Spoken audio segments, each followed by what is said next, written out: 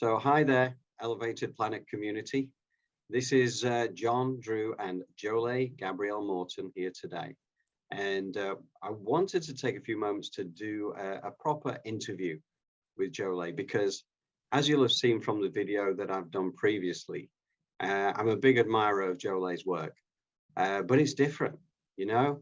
For those of us who have not been steeped in the world of the spiritual side of things, it takes some understanding. So I just felt that it was a good opportunity to really dig a little bit under the surface and get to understand these things. So Jole, hi. Hi, John. How are you? I'm fantastic, thank you. Living the dream, living the Yeah, elevated planet dream. Don't get much correct. better than that. Right. I agree. So I want to start off by asking you the question, how would you describe to someone who understands nothing about the world of spirituality or spiritual readings, how would you describe what it is that you actually do? Wherever the stress is at, resides in the body, I look to remove that and help release and give tools to my clients and those people that come to see me of how to begin to do this for themselves to help to mitigate dis-ease and illness. I also can help people become clear with decision-making processes, relationships.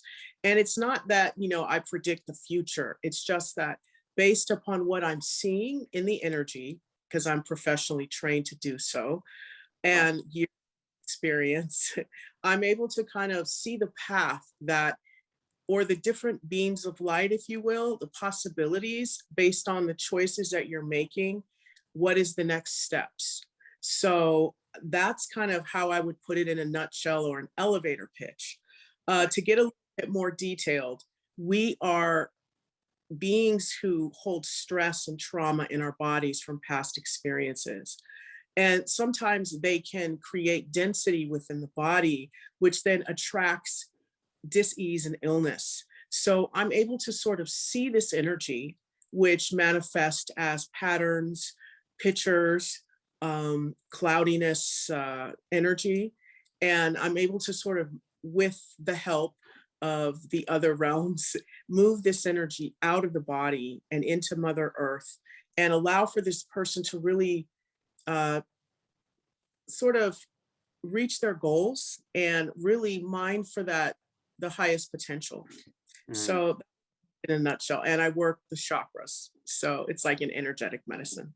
Right. I mean, this chakra thing, I mean, I find it fascinating because obviously, I've had a number of readings with you over these last 2 or 3 years, and I find it endlessly fascinating, and you mentioned about the chakras, because I mean, clearly for those who are non-spiritual in background, and I would certainly non-spiritual in background, I had no idea what a chakra was. But would you mind just kind of just quickly running through the principle of chakras and what they are? Yeah, chakra, right? It's the ancients, and that's how it's pronounced.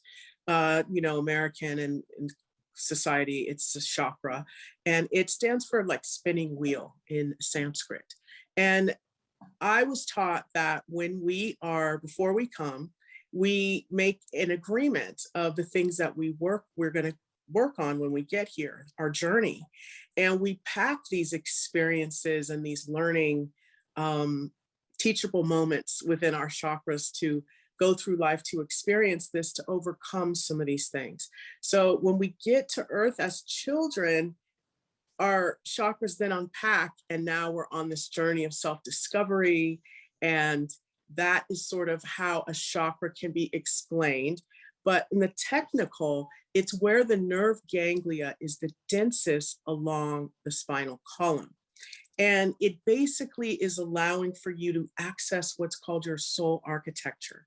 And once you know about these energy centers and the parts of the personality and the character that they influence, you can begin to work with them to sort of, like I said, remove stress, trauma, let go of past experiences, and really move into your highest good.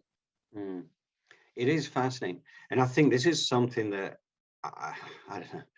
I mean, the one thing I would say that is clear to me as we have this interview here and now is that there's so much information here, there's so much to know, that, you know, to create this series of videos, really to kind of take the layman through this from the start and kind of like break it down, and we can do it pictorially as well.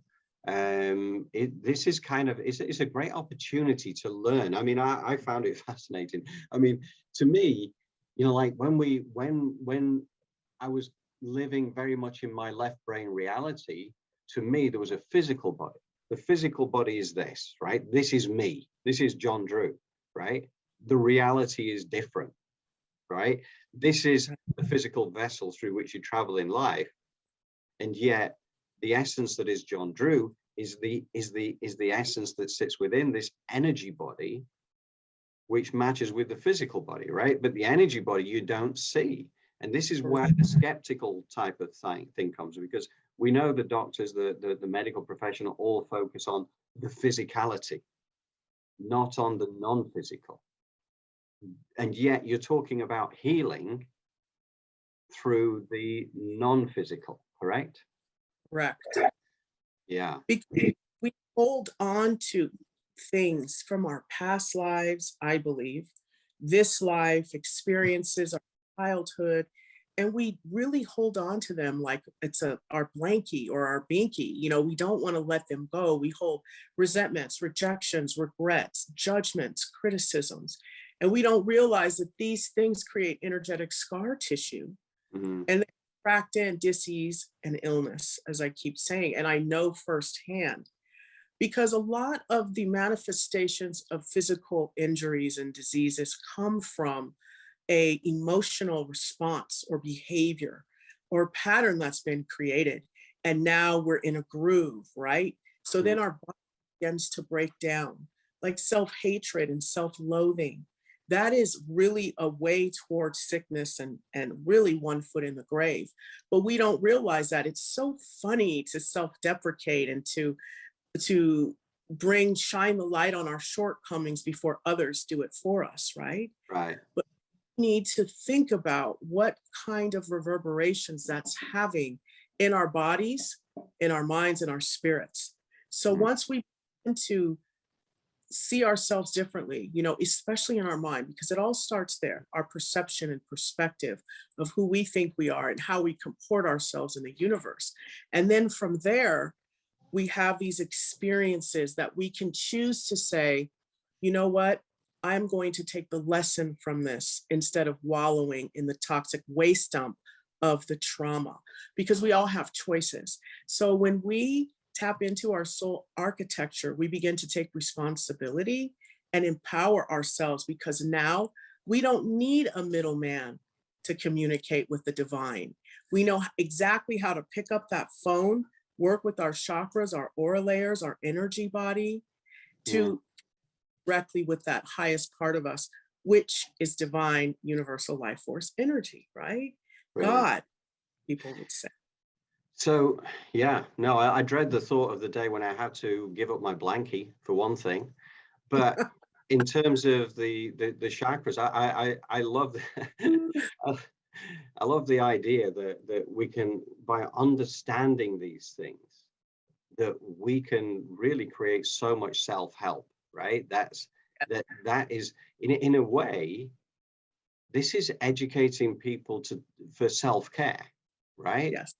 Yes. Empowering people to go beyond the mortal physical existence and realize the fact is we and this is something that's amazed me, because I have looked at this in some depth in the last couple of years. Our power to help ourselves through disease is so much more significant than I'd ever realized. To me, the answer was always going to the doctors, right?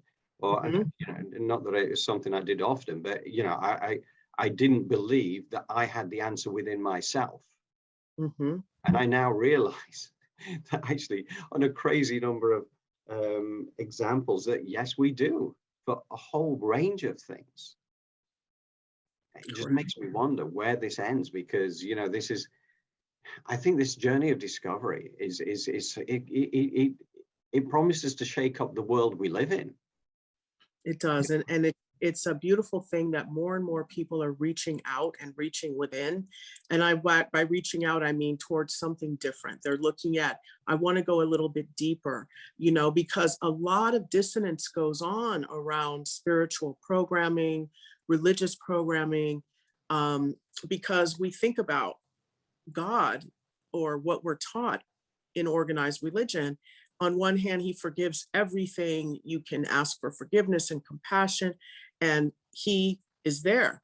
But on the flip side, vengeance is mine, saith the Lord, and you're a sinner and you're going to go to hell. If a person behaved that way, we would say you need medication and you're bipolar.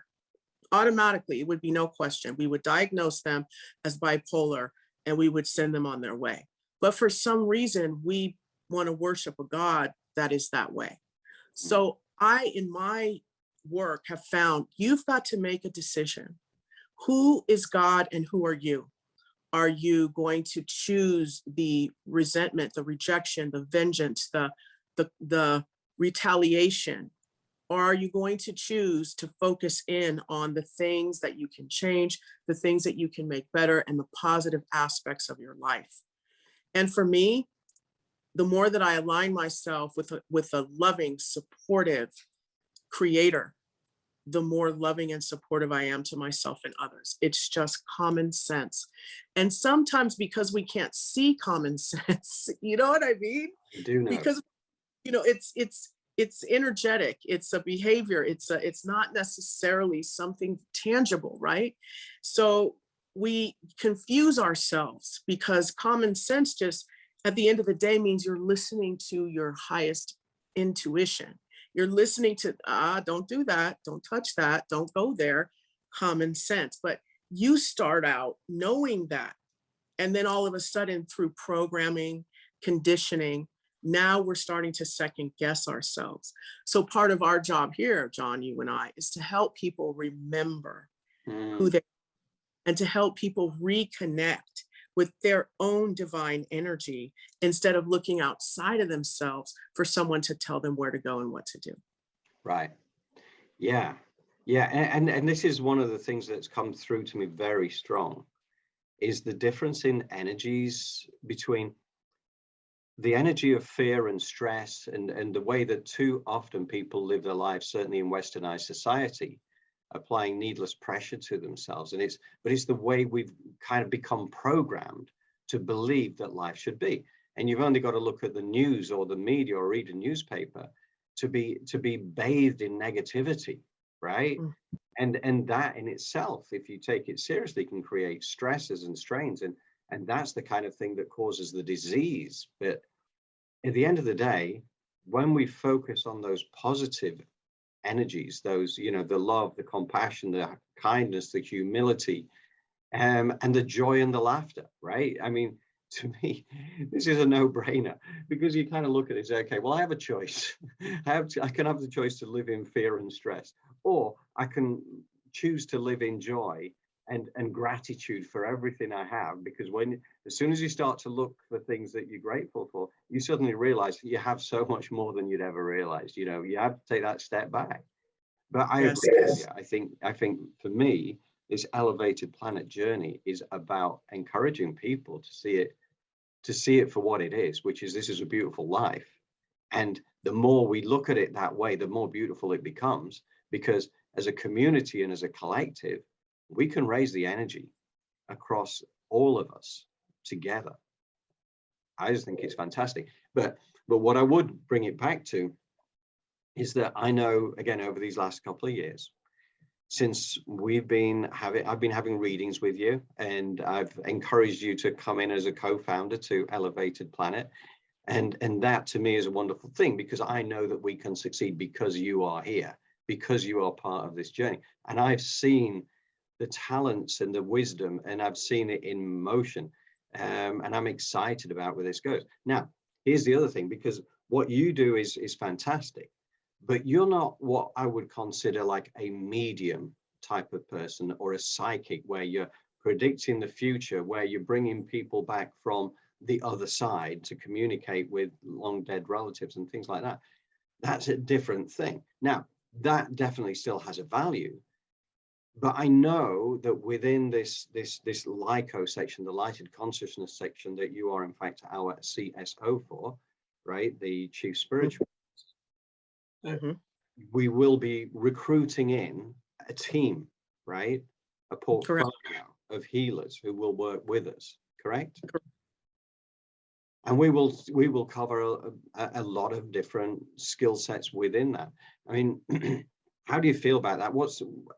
How do you see that evolving? I see LiCo as a place where like-minded individuals get together in order to really pursue self-development and take action to move their life forward. So what does that mean? That means that we're going to have other readers that are doing a variety of things. We would probably also, I look forward to having personal trainers. I look forward to having chefs and cooks and people who are holistically mind, body, and spirit, 360 degrees of that we can have access to and give you access to as our readers and people who are members or subscribers. We'll also have a list of very important books and documents that back up some of the things that we're talking about, and that can also give you the steps, because a lot of this is intangible. What we speak of. So how do you pull down these cliches and make them take shape and form? What does it look like? How do I do that? So here at Elevated Planet, that is really at the core of what we're going to do, is show you the how to, and we're going to resolve and dissolve the why. Because when you ask the why, sometimes you got to be careful. You wonder, oh my gosh, why is that happening? The creator will show it to you. So what you want to do is move over to, how do I get to where I want to go? First of all, where do I want to go? And then how do I get there? So we will really work and collaborate with you to help you get clear on the next steps. And we'll have really a lot of beneficial material, people, and links in to help you do that. It's really a community of people who really want to begin elevating themselves, have access to that, and then move into a service-oriented energy of being able to elevate your community and planet. Love it. I love it. And it's so much of this is kind of setting the ground so that we can celebrate life. It's why we're here. We're here to have fun. We're here. Yes. We're not here to beat ourselves up. We're here to sort of like work out, okay, well, what's it going to take to give ourselves our most blissful existence possible, right? Correct. Because when you're following your bliss, you're on track, right? Yes. You're not doing it at the expense of anybody. You're helping people along the way, but it's just a joyous thing. And it's the more you share that, the more you feed that energy, the more it comes forward. I'm excited about this. Yes, absolutely. And, we have to start to define for ourselves, what is joy? What is bliss? Don't choose something that doesn't support you. Like, I'd like to put this on the table for everyone to really understand what love is. And I've just recently been doing my own research into understanding what self-love is and what love is. And that is, you will always do what is in the best benefit for yourself or the other person that you claim to love.